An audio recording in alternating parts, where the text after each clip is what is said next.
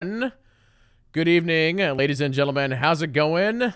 This is going to be a video on my top 10 trailers from Summer Game Fest 2022. E3, not E3. But as a little added bonus, this is not just one top 10, this is two top 10s.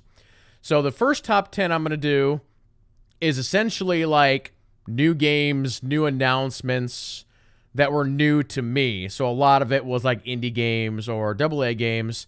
And then the second top 10 is going to be my top 10 just favorite trailers. And these are in no particular order, just top 10 new announcements or new game announcements, and then top 10 regular trailers. So let's go ahead and get this kicked off with a game from a very popular franchise. I've been saying for years, man, we need more games in this franchise. And frankly, I didn't think we'd ever either get any or see very, very few. But we finally got one, and it was a shock. So the first game is... The Forge's fire has long gone cold. Under the mountain of Durin's folk, a shadow took our treasured halls. Was it a dragon? Now it calls us back. Khazad-dûm.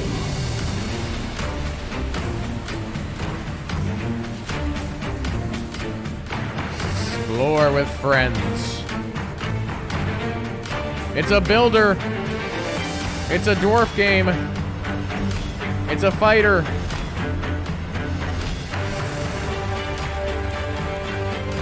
It's a miner.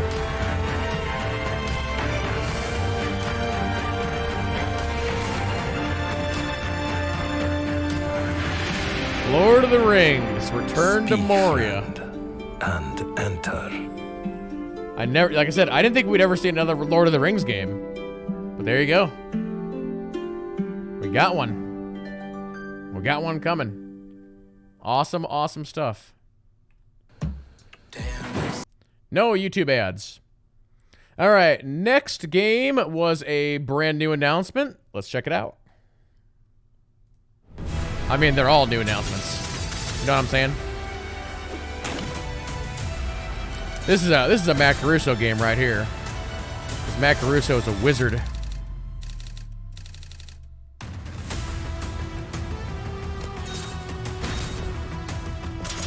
You got your XCOM-y tactics with some spellcasting action.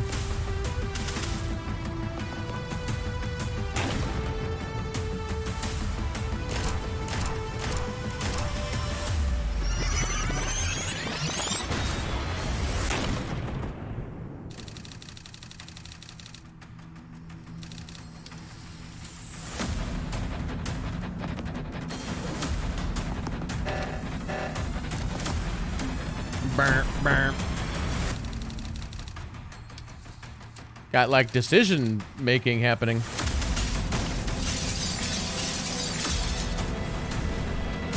Throw them into the vortex. Look at that. There's like stats and all kinds of stuff.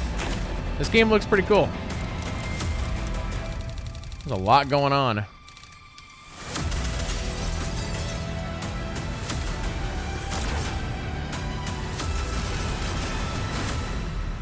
Tactical Breach Wizards, of course.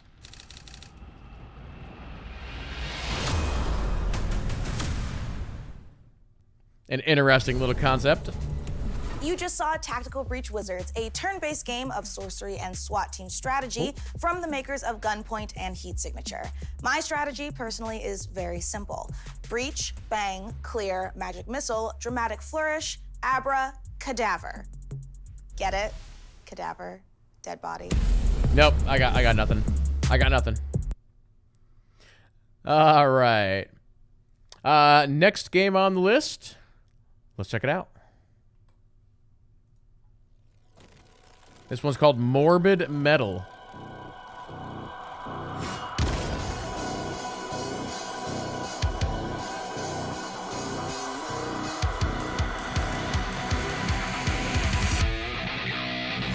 Rock and roll. A little bit of high action.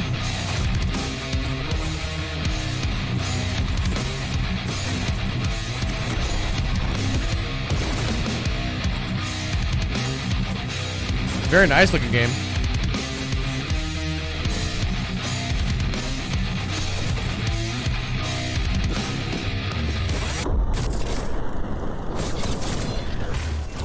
Kind of reminds me of Warframe a little bit.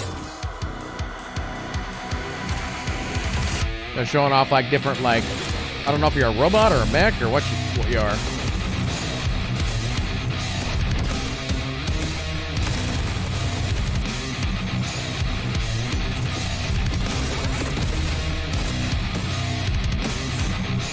It almost looked like that back there they like changed form on their mech robot, whatever it was.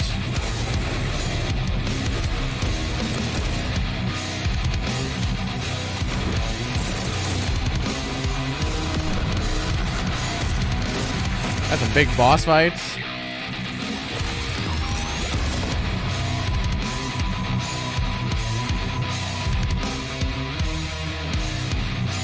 But yeah, that game looks pretty cool.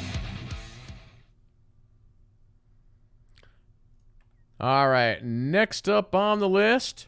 This is the game that was shown at more conferences than any other game. This is American Arcadia. Let's check it out.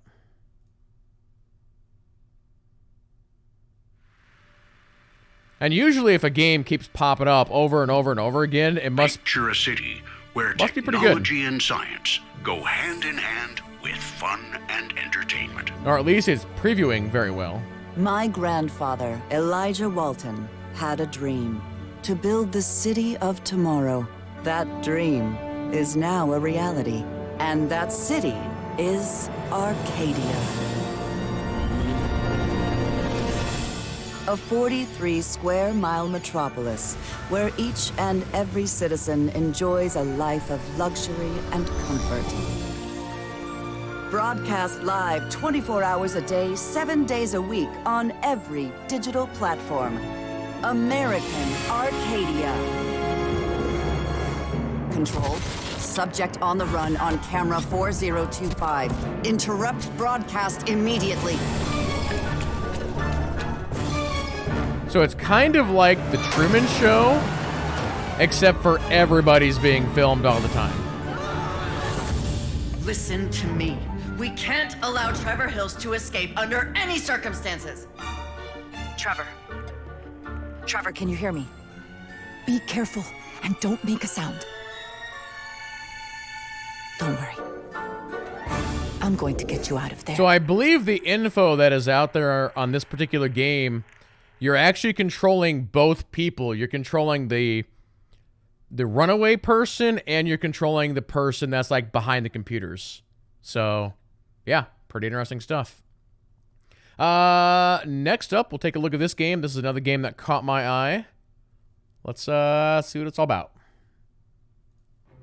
Good Heavens is a cozy open-world sandbox crafting game with procedural map generation and storytelling. The player's goal is to improve their base and character while exploring a rich world with different biomes, races, cultures, and cities. We offer a unique dynamic class system for co-op multiplayer, enabling various playstyles. It's possible to play a game as a fighter, farmer, cook, miner, trader, or even as a card player.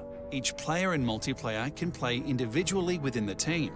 Some of them are exploring, slaying monsters, and doing quests from the cities. Others are building the base, I want to be a farmer. taming animals. Traders are building roads and trying to find unique resources from other cities. The team events gather the team together. Slaying a boss or organizing a beer festival can be team events. The world of Good Heavens is created procedurally. Moreover, the races, the cities, and their cultures, also the history of the city with its neighbors and their behaviors, are procedural as well.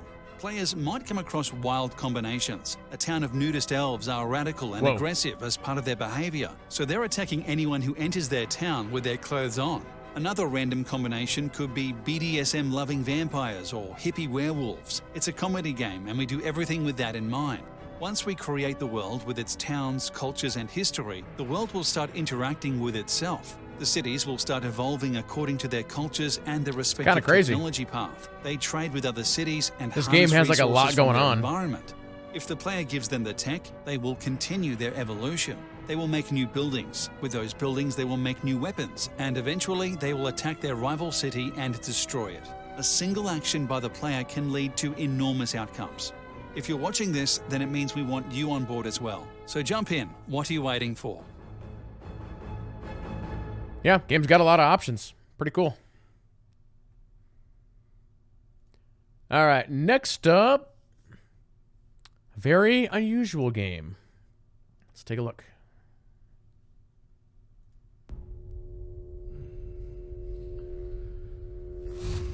From the creators of This War of Mine and Frostpunk. Get these ads out of here.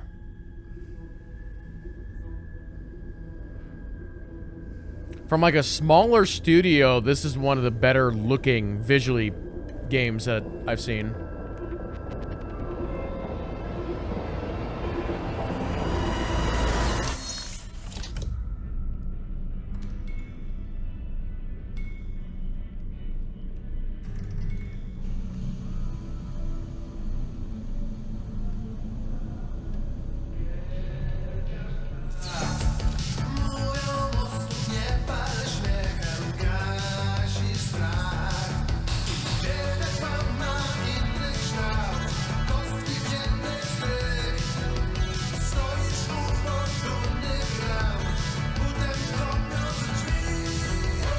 It's him.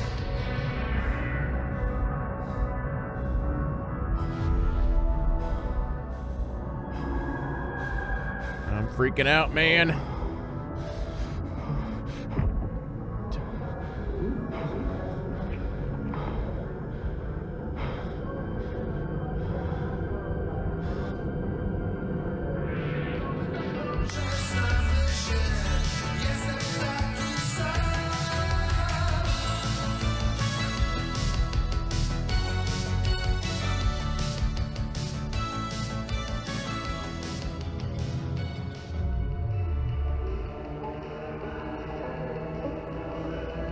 Good sci-fi game with an interesting premise.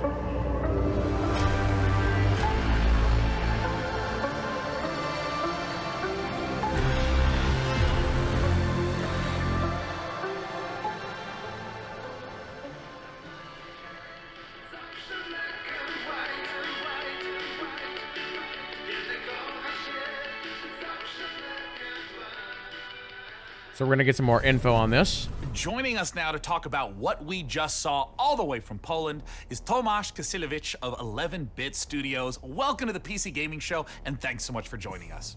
Thank you so much. Hello. Okay, there is a lot to unpack there. We got clones, we got this huge wheel. Tell us, what did we just see? Well, first of all, these guys were not exactly the clones. We saw Jan, our main character, who's traveling with a group of the Alters, who are the alternative versions of the same person. And they are going through this distant alien planet in their mobile base, which was the wheel you saw at the end. So what's the player's goal as they're progressing through the story?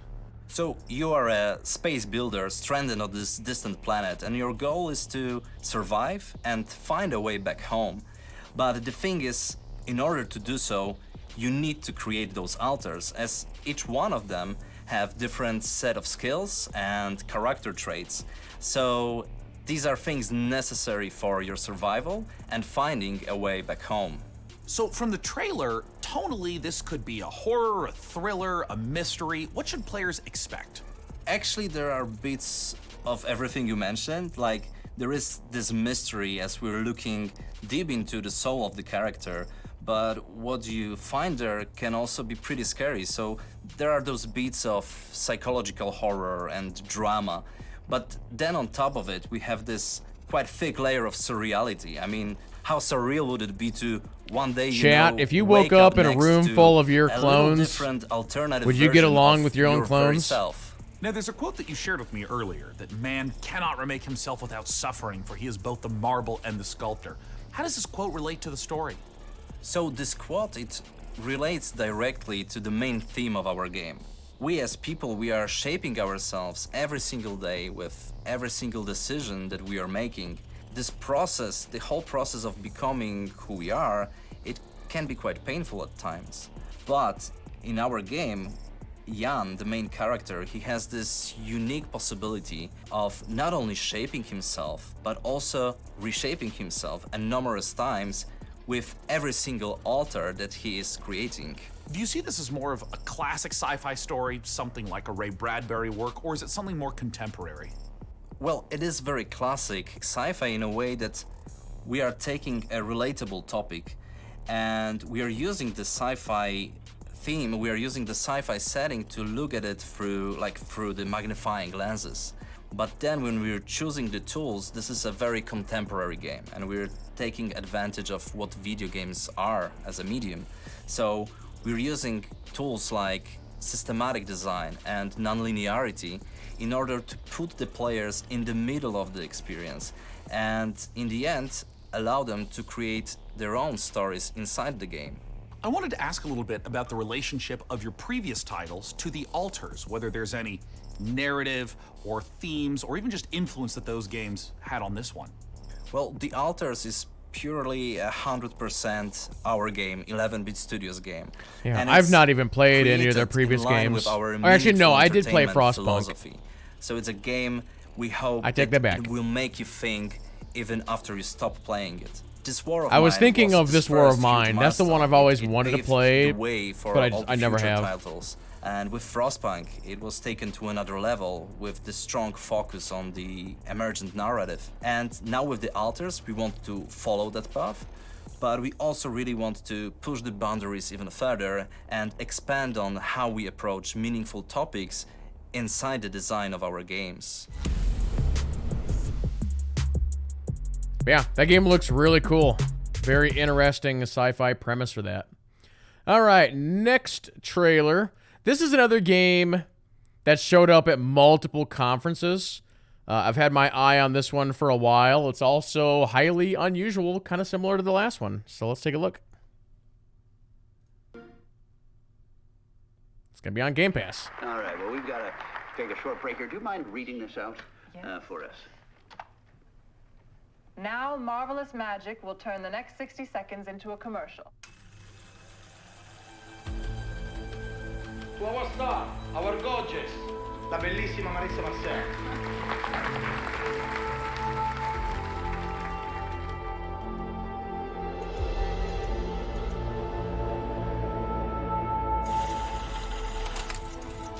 What is your name? Marissa Marcel.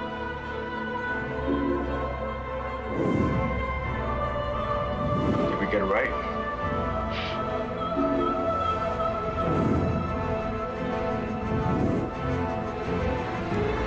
Give us a turn. He's not who you think he is. Are you honey? Is she okay? I think that comes out in July. Now you can proposition me. Yeah, pretty crazy old school FMV game. All right. Next game is a sequel to the game Deliver Us the Moon. This one, Deliver Us Mars. Sarah? Ryan? This is Kathy. Can you hear me? Please come in. Mission Opera has only one objective. I've heard the first game is really, really good. Bring the Arks and their revolutionary technology back home. Here we go, Opera Team. A journey of 1,000 miles begins with a single step. I need to know that when we get there, you'll make the right decisions. We can do this.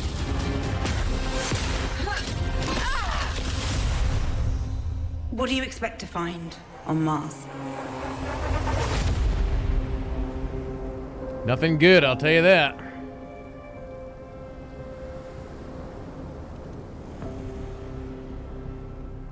September 27th.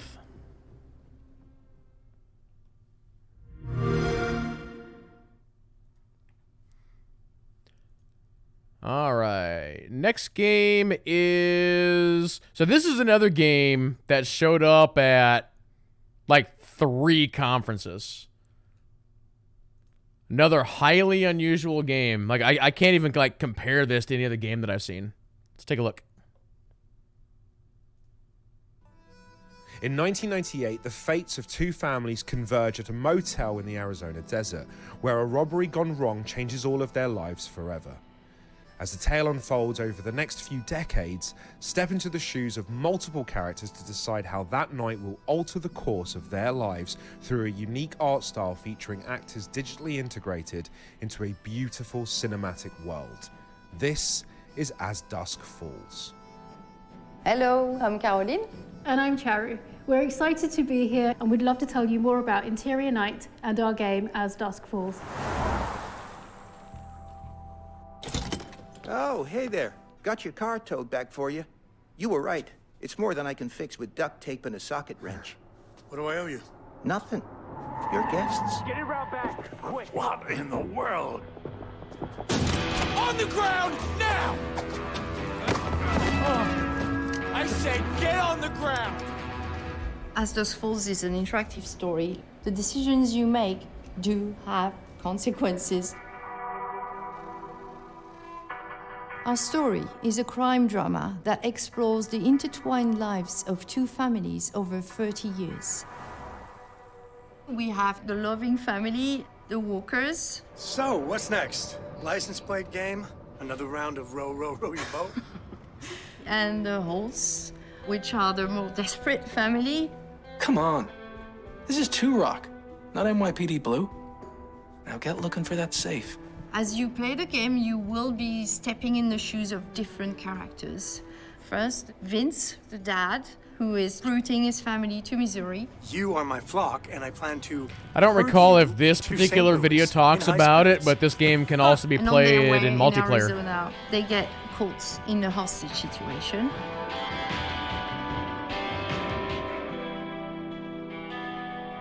There's also Jay, who is one of the members of the other family, the hostage takers, so you get to understand the world from his perspective. Jay! What? Head out of the clouds, little bro. Look, there's enough cash in that safe to put the last few weeks behind us. We stay alive, we keep the house, everything goes back to normal. There's our third main character, who is Zoe. Daddy, are we gonna play? You bet we're gonna play. Who you see across the 6 chapters from when she's 6 until she's 19, and she's becoming this young woman.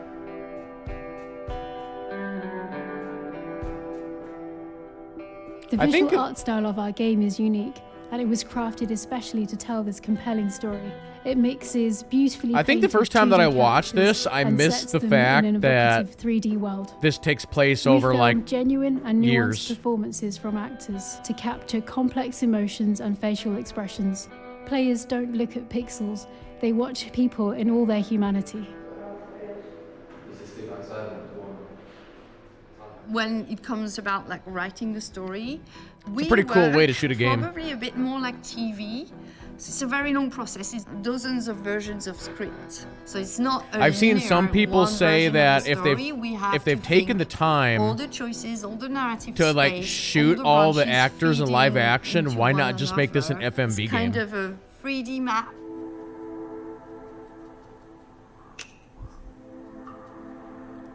How could you have thought you'd be happier without your family?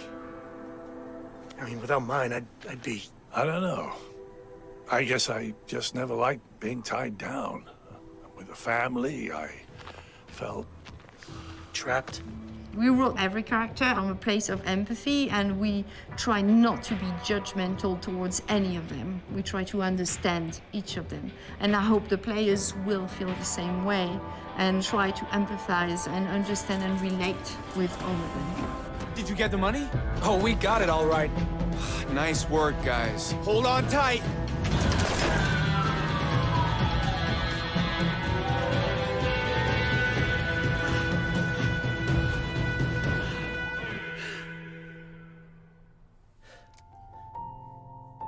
Family meals are a time not just to create memories. Pause. Yeah, there you go. That's As Dusk Falls. All right, final trailer here in this first block. Let's take a look. This game I actually saw for the first time like last E3, and it hasn't shown up like at any conference since. So it's kind of good to see it again. Endless droves of horrors trespassed into the world. And so came the solstice of souls. Something's coming.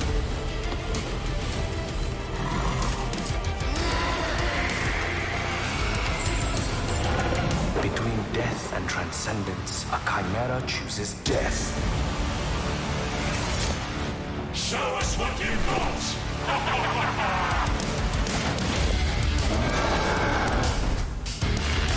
We have a whole new world to forge.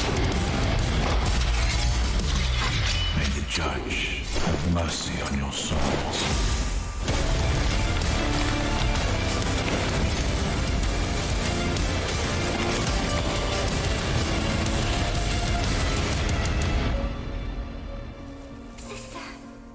You are here with me.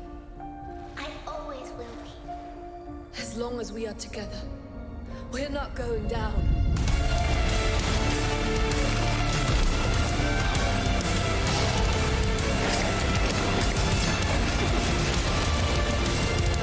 I forget if we got a release date for this game or not. They shall have one.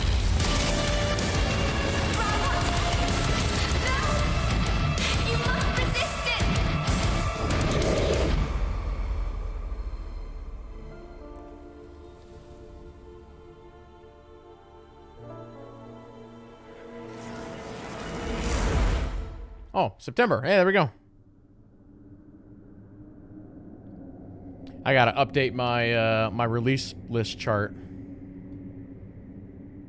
All right, so there you go, ladies and gentlemen. That's part 1 of the video. We're now gonna shift over to part 2, and this is just straight up my 10 favorite trailers from Summer Game Fest. And this is in no particular order, but we're gonna go ahead and we're gonna start out with one of the big surprises from the Xbox Bethesda showcase. I think everybody was very surprised that this game showed up there. So let's take a look.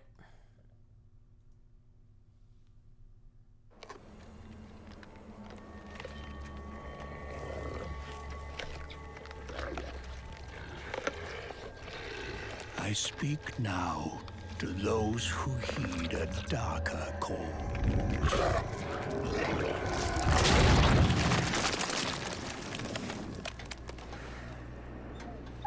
Those bold enough to cross the line of sin for deeper knowledge, who follow an unquenchable yearning, born of blood and bone. To unlock the forbidden secrets and foulest black rituals, calling forth life from death. My family, my soul.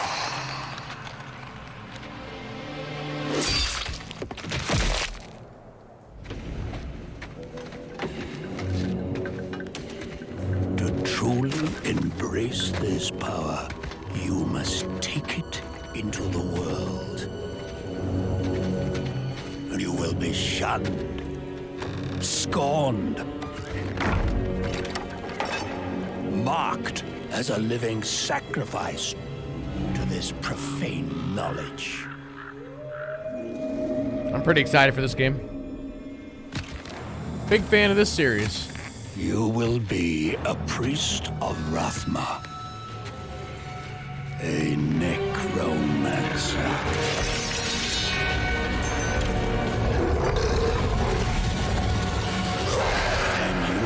Not confront the darkness alone. the speakers of the dead. And the dead have no mercy.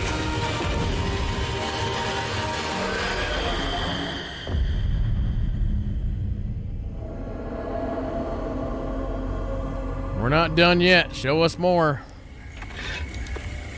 That's an awesome screen right there. Character selection.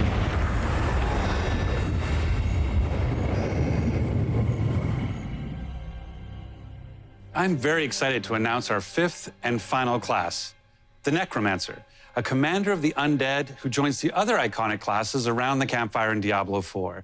These include the mighty barbarian, the elemental sorceress, the crafty rogue, and the powerful druid. And you'll want them because the demon Lilith, the daughter of hatred, has returned and spreading corruption and evil as she fights to reclaim our dark gothic world as her own. It's kind of funny that there's two big games coming out in the next 12 months, and in both games you're fighting Lilith. The 25-year history of the franchise, building on top of the best of what's come before with some, you know, unique twists all its own. So let's dig a little deeper by watching, for the first time I might add, some Xbox Series X gameplay, while hearing from a few of the many people behind the game.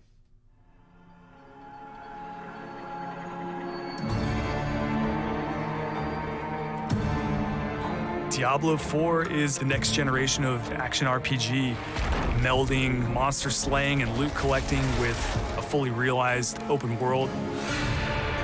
It's not for the faint of heart.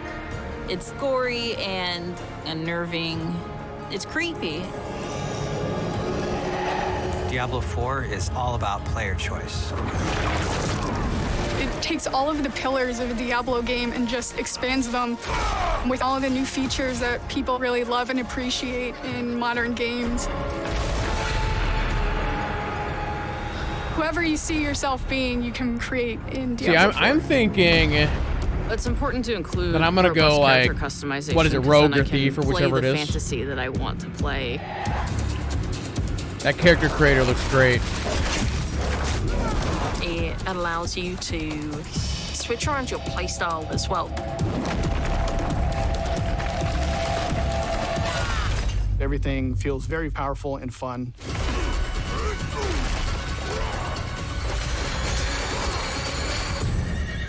One of the really cool things about having an open world is your journey that you take throughout Diablo 4 is your own. There's no linear path that you have to follow. We've got almost 150 dungeons in the game. 150 dungeons. There's all kinds of surprises as you're exploring. Strongholds are an enemy territory that you need to reclaim.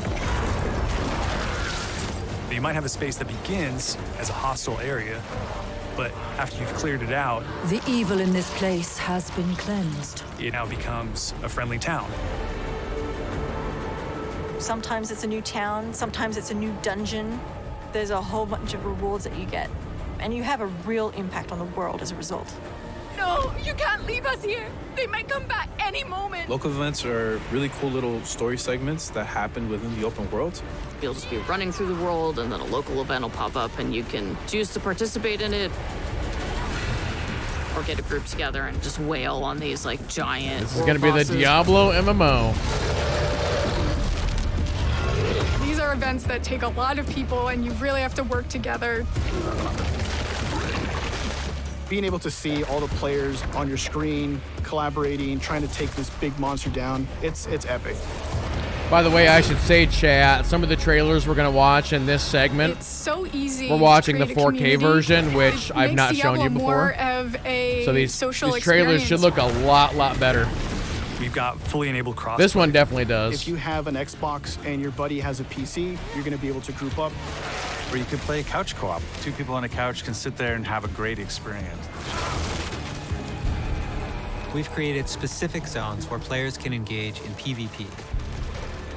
If you go there, you can start swinging away at people. But you're also opening yourself up to being swung at.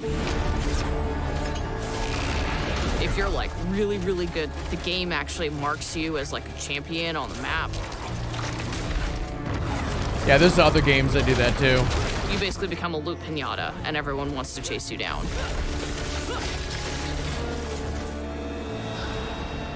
The last story mission is really the beginning of a whole different part of the journey. Now you're set up for the end game, and that end game is rich with things to do that allow you to get more and more powerful. Whether it's new items or new dungeons or new Paragon boards, every single time you come back to play Diablo 4, there's going to be new stuff for you to experience. And it's something that we're going to support for years to come. I'm really excited for folks to get their hands on Diablo 4. Just to see millions of people really enjoying the different options. Through the campaign, local events, couch co-op, endgame, PvP. I wonder if the Thief Rogue can go melee. And we are so close.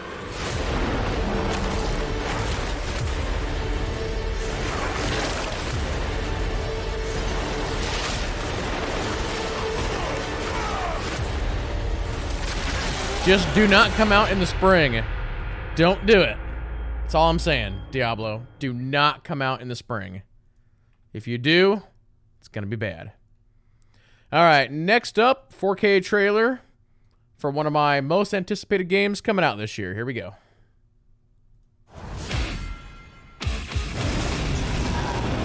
This world has no hope under your watch. Going from one Lilith to another.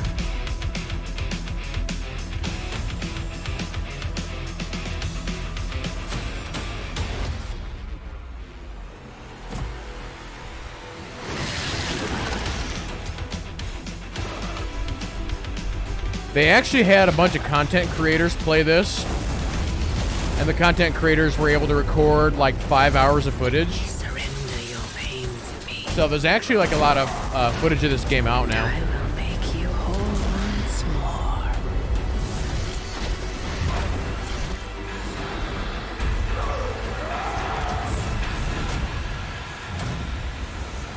There, my sweet child. Mother won't hurt you.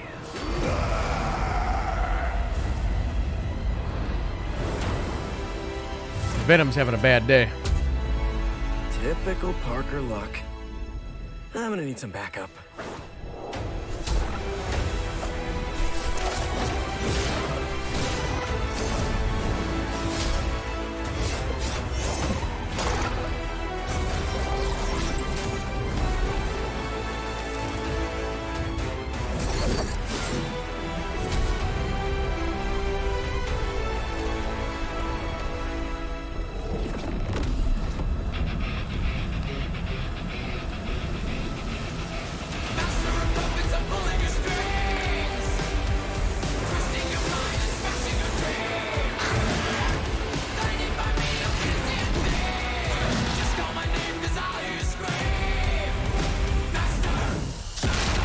She got Hulk too. That's bad. That's real bad.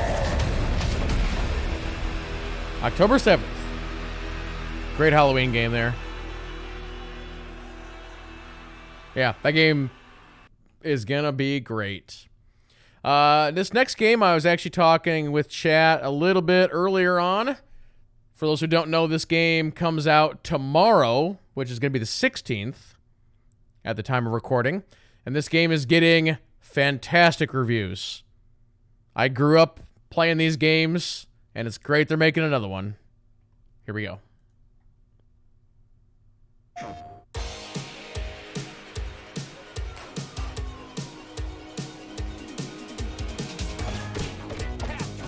Good old beat 'em up.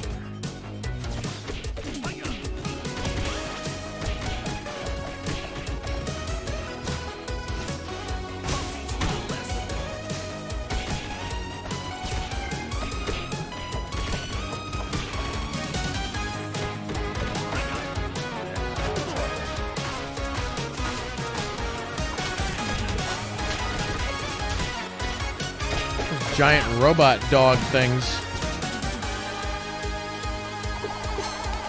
Which turtle do I want to play as? That's the real question.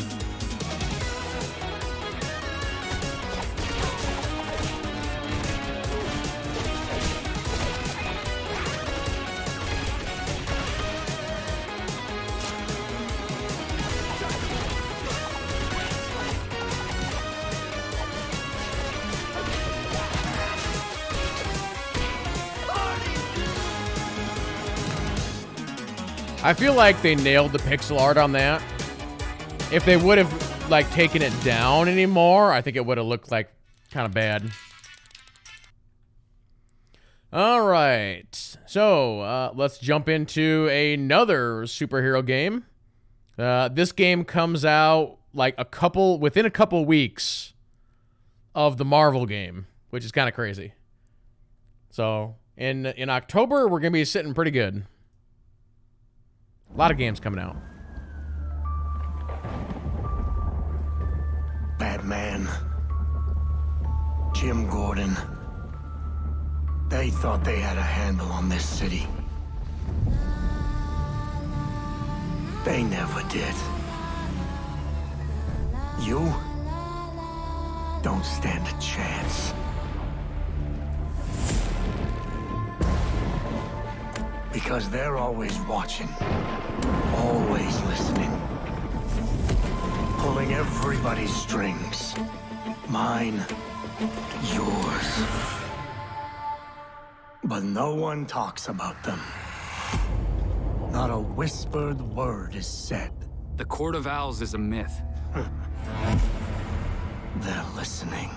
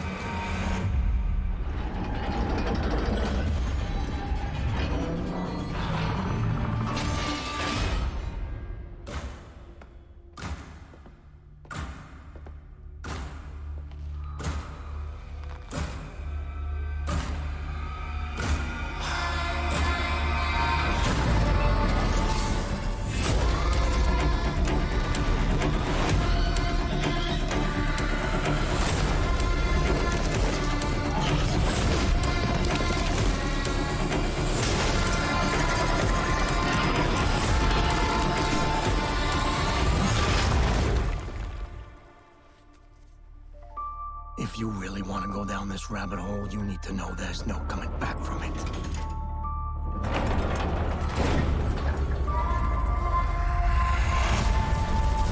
Gotham Knights, Court of Owls. It's been such a long time since WB's put out a Batman game. Looks great. All right, this next game was a little bit of a surprise. This was also a new announcement from Devolver. I think what popped out to me on this one is essentially like the graphics, the art style, and like how the game actually plays. Let's take a look.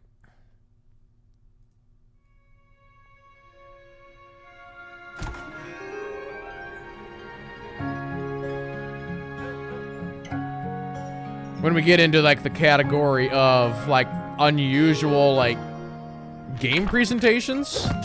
Once upon a time, there was a plucky squire named Jot. Jot roamed the land in search of adventure, battling beasts. But yeah, it's like on the book. The helpless. Right? And generally being very heroic. But then, one day, he discovered something rather curious. But then it changes to a 3D game. A world he never knew existed. But wait, there's more.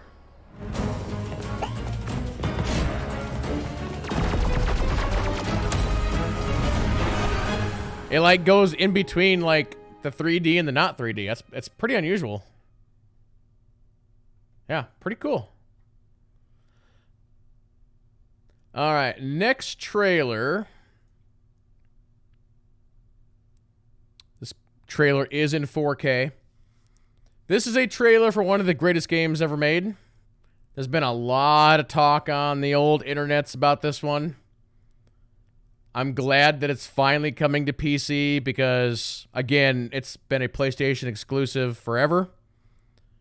And for the PC people that have never played this game, and hopefully the second one will come to PC too, it's going to be quite the treat.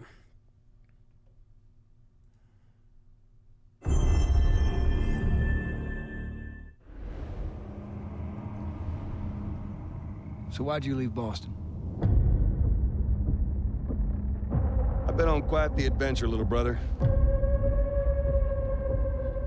I reckon it's got something to do with that girl.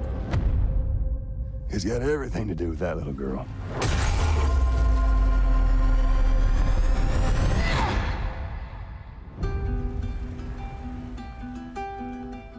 You know, I've never been this close. It's the outside. So is that everything you hoped for? Can't be any worse out there.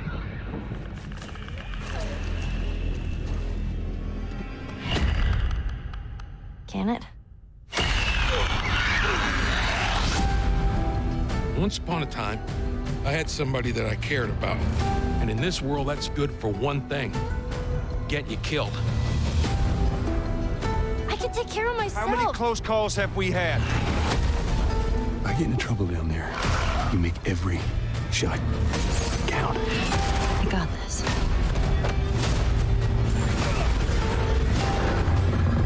Hope you know how to use that thing. I've had some practice.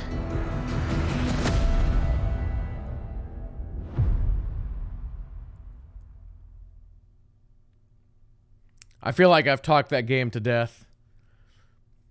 I can say no more on it. It's one of the best games ever made.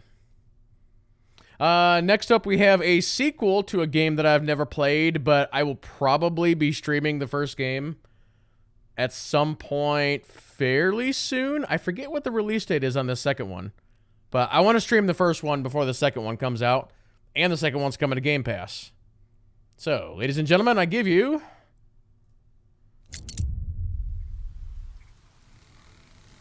I'm sorry, Amicia. For Hugo. He's not dead yet.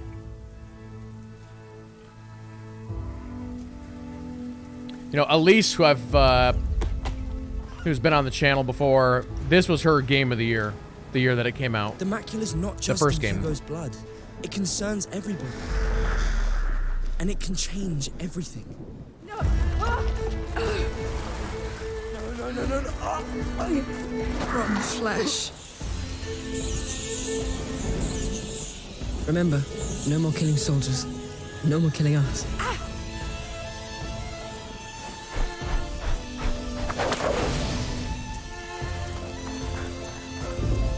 Look out!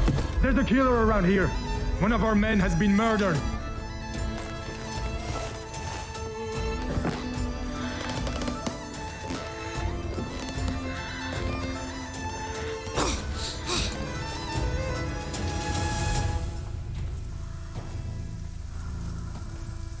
You're only making it worse! Amicia, don't!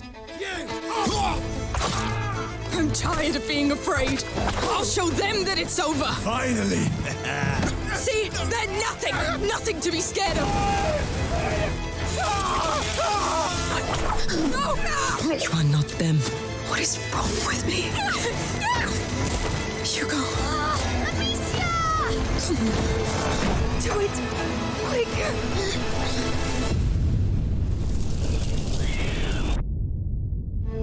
It's almost like the new Assassin's Creed.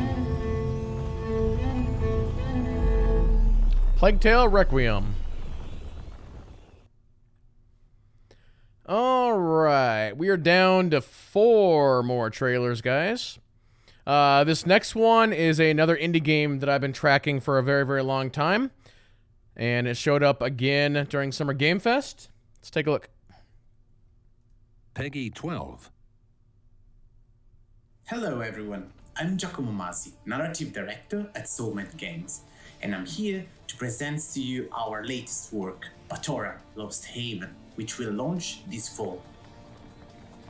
Batora is a narrative action RPG where Avril, our protagonist, will have to face a cosmic journey and use her powers to save who and what she loves, making many significant choices that will change the destiny of the whole universe. Avril's journey will take her to 4 different worlds, each representing one of the natural elements. The one we are seeing right now is Wab, the planet of air, which is composed of 5 completely different areas that will feature a scorching desert, this eerie mountain, a mystical river infested by evil spirits, and so much more. We've had a lot of fun creating intriguing characters with their own cultures and customs, alongside with Yeah, see, it's kind of like an ARPG. environments that you'll get to explore in details thanks to an in-game zoom. All the planets that Harry will visit during the game are actually inspired by real places and human cultures. For example, Wuhav is strongly based on Chinese mythologies and settings, and this cute little lizard that we see here is called Yoke. He's from the Xayah tribe, and he's also a companion that will help us in combat while we uncover the secrets of this mysterious world. Speaking of fighting, Batora features 2 different combat styles that revolves around the main concept of the game. In her physical form, Avril will be able to use a sword to fight in melee, while in her mental form she'll be able to throw projectiles at enemies. Switching between them constantly during fight allows the player to adapt to every situation. So yeah, it's kind of like a physical form and a wizard form. This is important because every enemy inside Batora is divided into 3 different variations: physical, mental, and hybrid. So changing out combat style constantly is essential to emerge victorious. The nature switch mechanic is also used to solve many puzzles. For example, this one is a memory game that requires the player to listen to a sequence of notes and reproduce them with the help of Avril's physical and mental powers. The narrative side of Batora is also based on duality, and players will be able to shape their own path thanks to the karma system. During an adventure, Avril will have to make many difficult decisions, and each of them will have heavy consequences that may lead to different outcomes and endings. So, are you ready to meet fascinating creatures, explore mysterious planets, and discover where your decisions will take you? Batora Lost Haven is coming on PC and consoles this fall. Don't miss any of the news and surprises related to Batora. Wishlist it right now on Steam. Do it, chat. Wishlist it. All right, 2 more trailers left. The second to last one is another indie game that I've been tracking for a long time. We got us a new trailer for it. Let's take a look.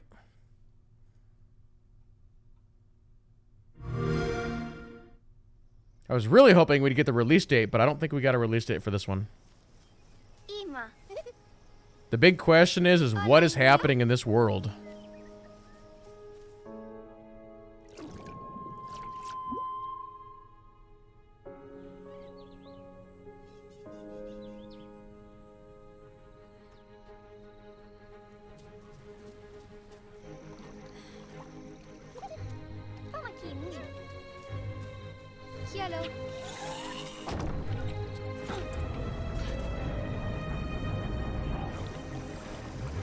It's like the aliens are attacking.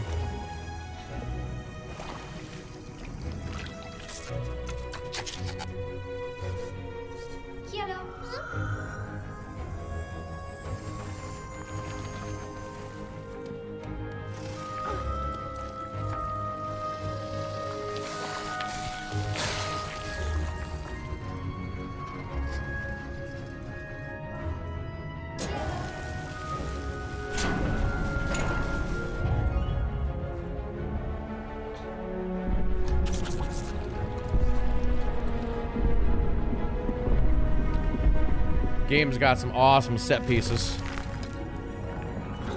Art style is really cool.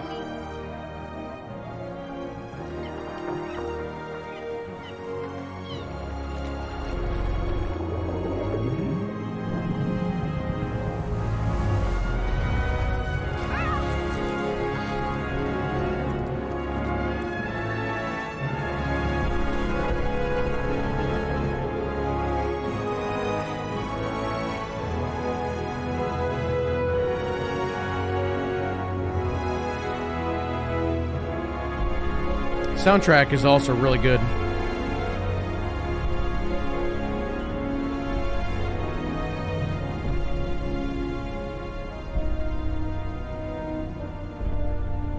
Yeah, that game looks great. Give me a date. Come on, devs, give me a date. All right, and our final trailer, we're going to be here for a while on this one. This was the big trailer at Summer Game Fest that everybody wanted to see. I know there's some of you that have not seen this yet. Let's get into it. Here we go.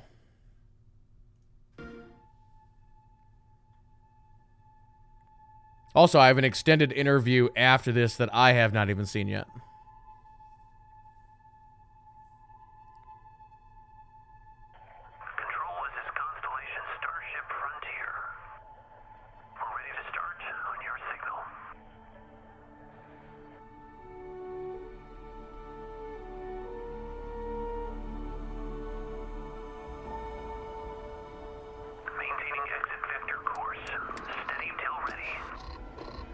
This game looks like it could be really good if they can pull it off.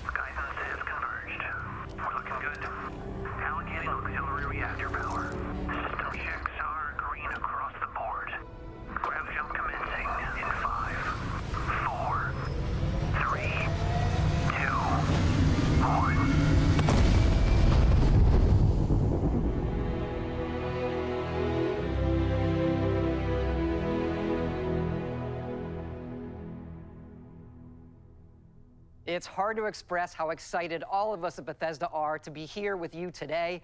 We're so grateful you're spending the time, and we know you've waited a long time to finally see Starfield. It's easily our most ambitious game ever. Like our previous games, it's an epic role-playing game where you get to be who you want and go where you want. But this time, you'll be exploring space. So let's jump right in. This is early in the game as you arrive on the mysterious moon of Crete.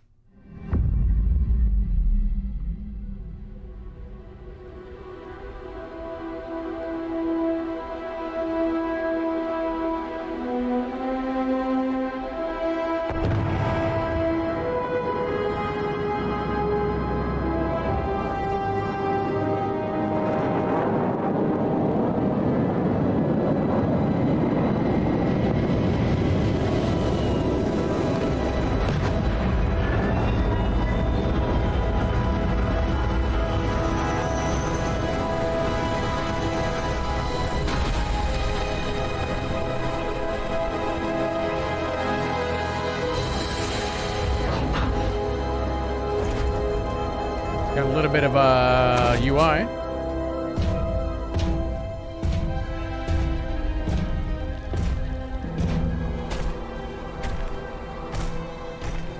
According to the scanners, the abandoned research facility is in this direction. Very No Man's Sky.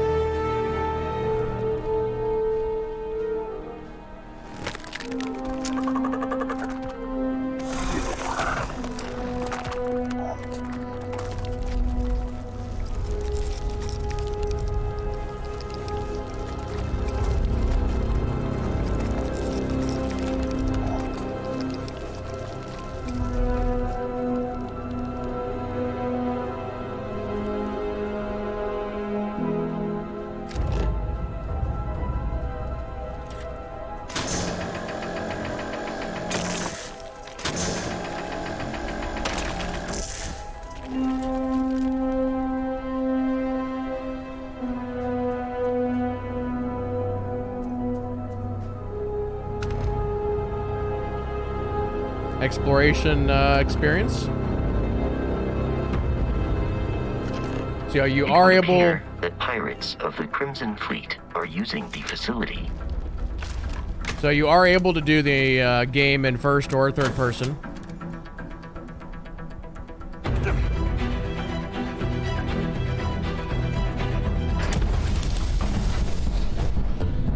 I wish they would show the targeting reticle.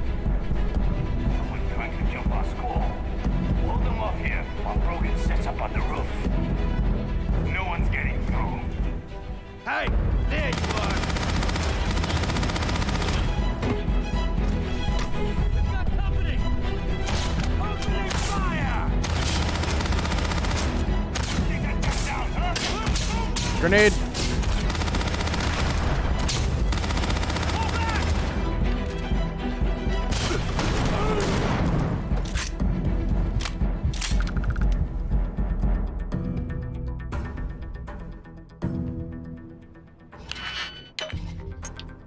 A little bit of lock picking.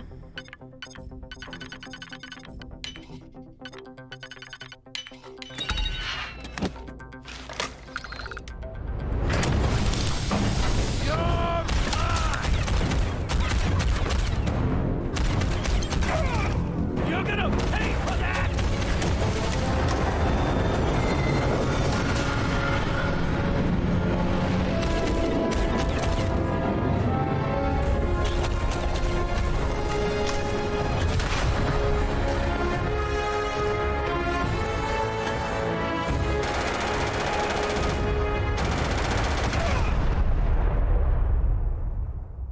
After some initial encounters, you're invited to join Constellation, who, in the future the game is set in, are the last group of space explorers.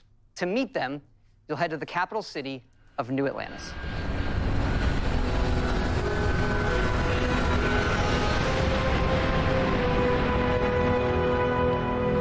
Todd Howard was out there on Twitter saying that this is the biggest city that they've ever built in a game.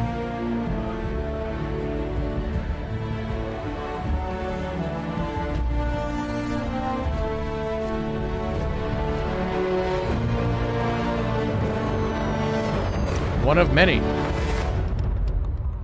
Welcome to Constellation. We have a lot to talk about. We're all here because we're committed to the biggest question of all.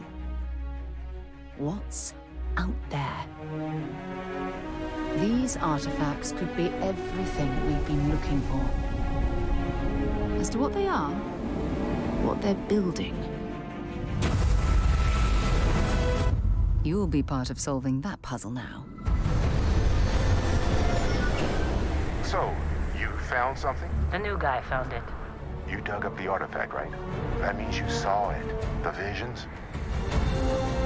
The artifact Kind of similar to Mass Effect. appears to be one of many, scattered across the galaxy. If we can find more, we can unlock their secrets. Beautiful, isn't it? The man who sold me this told me that it spoke to him. Of course, the Settled Systems is full of groups with other priorities. That's the Crimson Fleet! Everybody get ready! The fleet doesn't follow the rules. Agree to work for UCC Step. Together, we take down these cutthroat pirates. We're not just here to shoot the bad guys. We're peacekeepers. We protect the people of the Freestar Collective. When you sign up with the Crimson Fleet, no one quits. The only way out? I wonder how many factions you can actually join at a time. The path ahead may be dangerous, but we are not stopping. Most Dusties don't even make it this far. Because whatever lies at the end of this road will change humanity forever.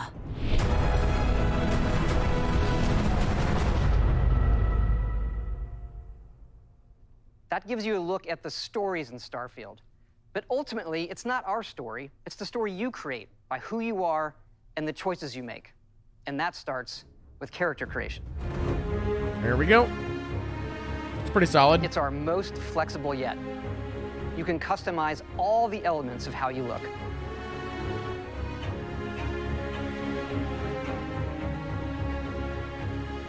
You'll pick a background that gives you 3 starting skills.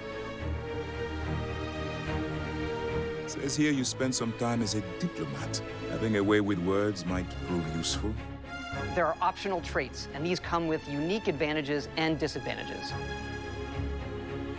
Wonder what the But alien it's not DNA just one in is. how you can look, but in how your character plays and develops. The skill system combines the best from our previous games, and you can unlock new skills as you level up, and then you rank those skills up by using them and completing challenges. And there's deep crafting systems, from running research projects with resources you find to crafting weapon mods needed to survive.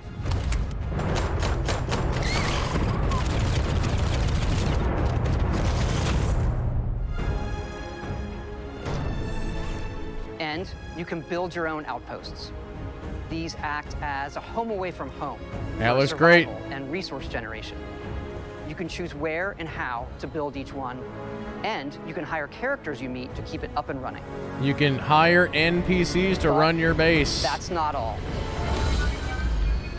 You can even build your own spaceships. Very interested in the spaceship building. You're gonna be able to do some crazy stuff. You can choose crew members. And yes, you have crew. You can completely customize the look and layout.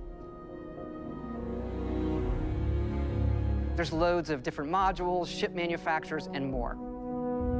I have to say, it's so cool. We just absolutely love this.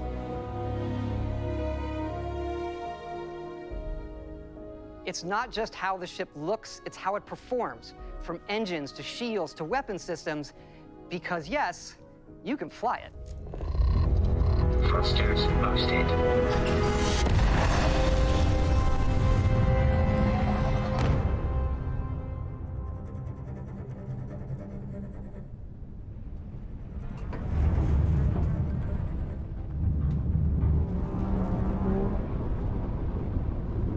It's gonna be a very pretty looking space shooter.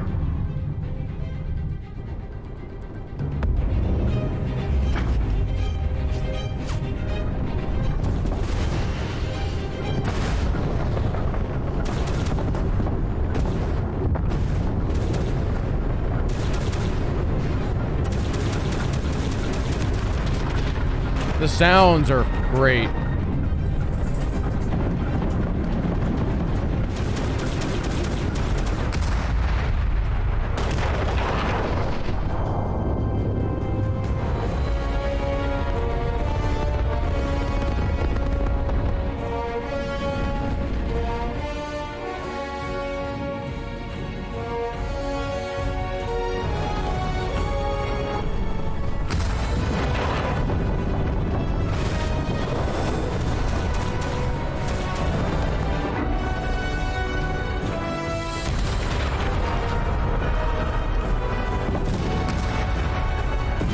It's gonna be interesting to see how small of a ship you can go and then how large of a ship you can go.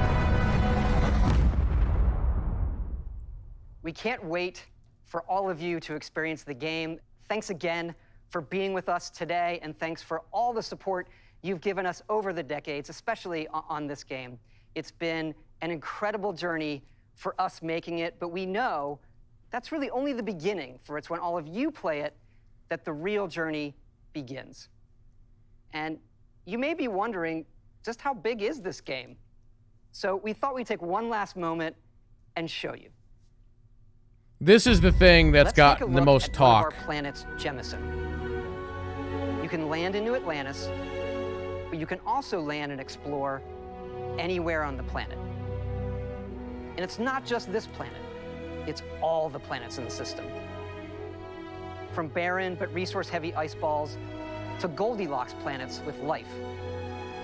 And not just this system, but over 100 systems. Over 1,000 planets, all open for you to explore. We can't wait. That's very to see what you crazy. find.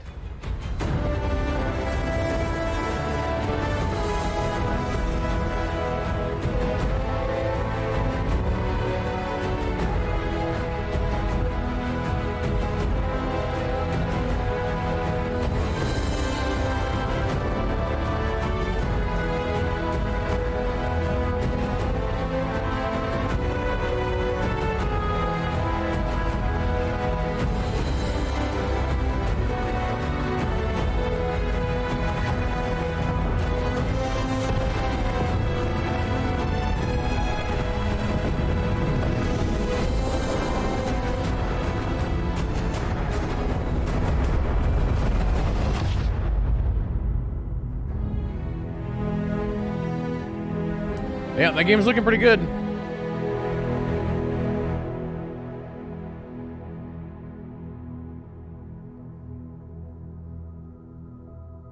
So as I mentioned, there is a IGN interview that I have not seen, and so we're going to watch that right now.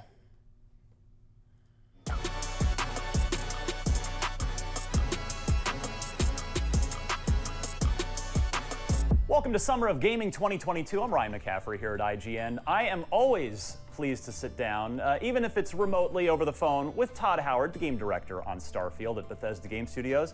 Todd, how are you, sir? I'm great. We're all excited today after this weekend, and incredible response from everybody. Well, that's actually where I wanted to start with you. So we're recording this the day after the showcase. And so were you following the community reaction? What was your reaction to the community reaction to the gameplay reveal? Well, I'm always excited when nothing leaks, so that's usually where I start. The whole team obviously. Yeah, there was no leaks on that. Years on the game, and then when you put it out there is this moment of how's everyone going to react. And I will say, the fans have been really incredible in the response to what we're doing and their support. So everyone on the team is just really overjoyed, and all that energy back to us is so much fuel in the tank to make this as good as it can be. I just wanted to talk to you about a few follow-up questions I had, because I, like many people, have been very much looking forward to this game, and part of that is the scale and scope of this, Todd. That you seem to really want to drive that home in the presentation, the massive scale and scope of this project. You've got all these planets. You touched on 1,000 planets. I imagine you're going to have to procedurally generate a lot of those. Yeah, look, I mean, we're pretty aware you throw that out near the end, people will go, what did you just say? And then they'll have a lot of questions on how that works. And we will probably deep dive into that in the future. Here's how we pull it off and how it feels. We ask ourselves in the games that we love to make and that we love to play, and what's great about video games, and you're going to step into these universes, you go through in your head all the things you would want to do in a game like that, and we try to say yes as much as possible. It was always for us, we like those kind of experiences. Could we eventually do one in space? Because that's going to involve, in the way that we would want it, going to a lot of planets and being able to explore them in some way. So we do a lot of procedural generation, but I would keep in mind that we've always done that. Right. And it's a big part of Skyrim in terms of questing and some other things we do. We generate landscape using procedural systems, and so we've always kind of worked on it. And a planet by itself, if you think about it, is sort of, in a game concept, just one planet is infinitely big if you're going to do it in some realistic fashion. So once you're dealing with scale like that in procedural systems, the difference between, say, one planet that has some variation on it and 100 planets or 1,000 planets, it's actually not that big of a leap, if that makes sense, once you have good systems working for that. But I should also add that we have done more handcrafting in this game, like content-wise, than any game we've done. We're over 200,000 lines of dialogue, so we still do a lot of handcrafting. 200,000. If people just want to do like what they're used to in our games. I think SOTOR had 350,000 at launch. Something like that. You're gonna see what you'd kind of expect from us, but then you have this whole other part. And there's other games that have done more. Wander this planet, and it's gonna provide some gameplay and some random content and those kind of things, kind of like a Daggerfall would. Right. If you go way back. There are a lot of ice balls in space. So that was one of our big design considerations on this game, is what's fun about an ice ball?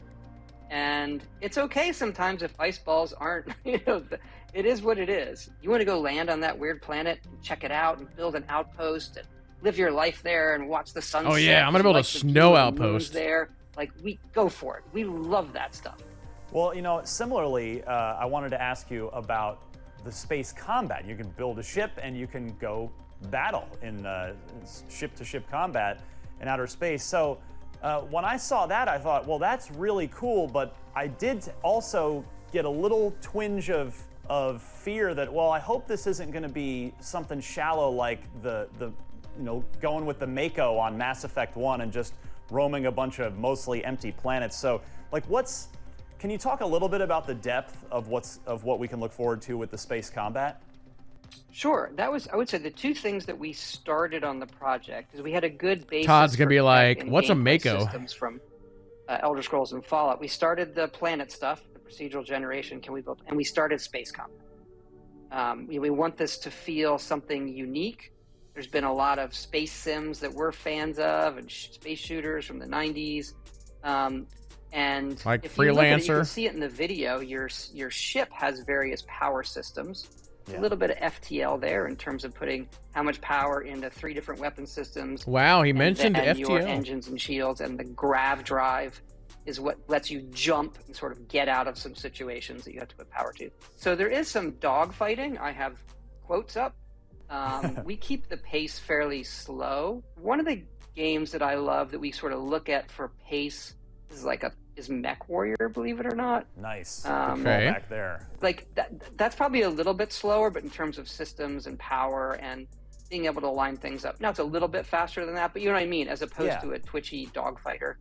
But it's not just dogfighting. Like the ship stuff includes, you see it in the video, you can dock with other ships, you can disable them, you can dock, you can board it. There's actually some quests that involve that. You could steal the ship. There's dialogue in space. Just gonna go around just stealing people's ships. There's smuggling. There's it's, all the things that we would want.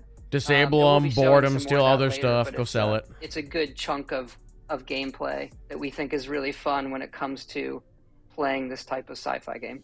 Oh, you're getting me fired up, Todd. And one of the other things actually that really jumped out at me, that got me fired up from the gameplay reveal, was the character customization and the character creation. So if you have a crew on your ship, can you just tell the crew to go raid another ship? To choose from: Beast Hunter, Bouncer, Chef, Diplomat, Gangster, Ronin. Those are some of the ones that jumped out at me. How many are in there? And what's your favorite that maybe you've been messing around in a build lately that's you've been having fun with? I might get the number wrong, Ryan. Maybe there's 20. Okay. We add or remove. Yeah. And that really is, think of it like a class kind of. It's a start. Right. Here are your starting skills. There is some dialogue that works into that choice, and some other options in the game based on what you picked. It says here you spend some time as a diplomat. Having a way with words might prove useful. I mean, I think the chef is kind of funny, to be honest, which is why it starts the video. I love these starting skills of like astronomy and knives and wellness. So there's some things like that that's a bit more interesting role-playing outside of your usual, I just shoot people. So we do have some really nice role-playing systems for, some other options in terms of dialogue and crafting, being able to manipulate people, those kind of things, leadership, that I think are pretty interesting when it comes to the content we have. I don't want your ad for Pluto TV. Get out of here. Always memorable in your games and your team's games is that first moment when you come out of, whether it's a jail cell or a cave or whatever it is, a vault, and you see the game world for the very first time. Is there a handcrafted moment like that in Starfield, given that there are many worlds? There is. Look, the way the game starts is pretty set for everybody. Yeah. So we definitely have everybody what we probably call the step starts out with the moment, same and we probably ship have a and few of them, given the scale of the world game. and all that. The early ones are the ones that we do spend time on to make sure it's impactful. When you finally get to see the, a surface of the planet or what that planet looks like from space.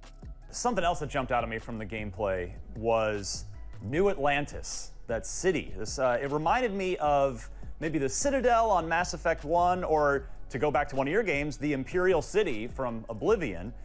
What are some of the things we can do in there? Because it seems like a place that you're going to want to go back to time and again. Yeah, we have 4 main cities in the game, and New Atlantis is easily the biggest city in the game and the biggest city we've ever built, kind of the capital here in the game. And it has all the services you would expect, and you can work on your ship there. The factions touch that, but that's also the headquarters for Constellation, which is the faction that you join. Right. That is the last group of space explorers, kind of this NASA meets Indiana Jones meets the League of Extraordinary Gentlemen. And that's really where the main quest goes through that group. So that's where you're good to meet Sean Connery. 15 minutes is a lot of time in a showcase, but it's not really a lot of time to go over everything in something as vast as what Starfield appears to be. So I wanted to ask you about the main story. Can you talk a little bit more about that? Because that's something that I feel like wasn't really touched on in the video. I mean, you know, we know about Constellation and you're joining, but what's sort of the central conflict? What can you kind of set the game up for us a little bit? Yeah, we touch on it a little bit in the demo, where Constellation is trying to, they're still exploring and figuring out the trying to find artifacts of the universe, and they also look for, old Earth artifacts. You'll see that in some of the stuff we hint at in the exploration, and then they've uncovered some of these artifacts that they don't know their origin, and that's the quest you kind of start on.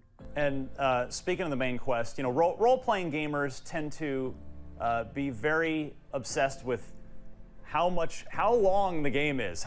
With your games, there's never been a shortage of things to do.